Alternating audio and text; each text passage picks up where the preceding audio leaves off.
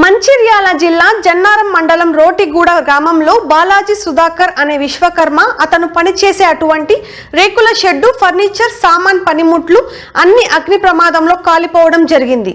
కావున తోటి గల్ఫ్ కార్మికులు వివరాలు తెలుసుకుని అతనికి 55,000 రూపాయలు అతనికి ఆర్థిక సహాయం చేయడం జరిగింది.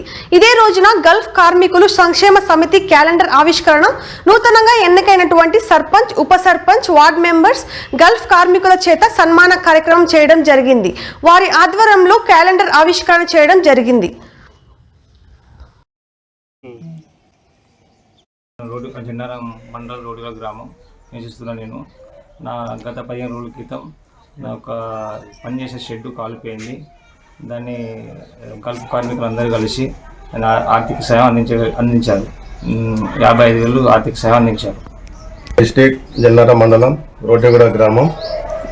మా ఊరిలో అనుకోని సంఘటన జరిగింది. బాలాజీ సుధాకర్కి మా తోటి గల్ఫీ కార్మికుడు కాబట్టి మేము అందరం కలిసి అతనికి కొంచెం 55,000 రూపాయలు ఆర్థిక సాయం చేశాము.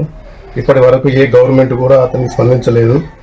మా తోటి కార్మికునికి మేము చేయాలని ఇట్లా చాలా మందికి కూడా చేశాము, ఇక ముందు కూడా చేయబోతాం.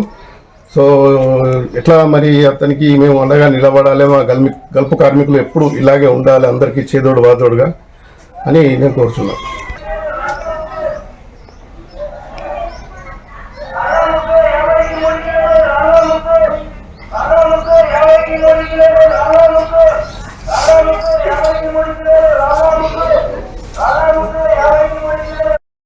జన్నారం మండల్ రోడ్డుల గ్రామం నివసిస్తున్నా. నేను గత 15 రోజుల క్రితం ఒక పనిచేసే షెడ్డు కాలిపోయింది.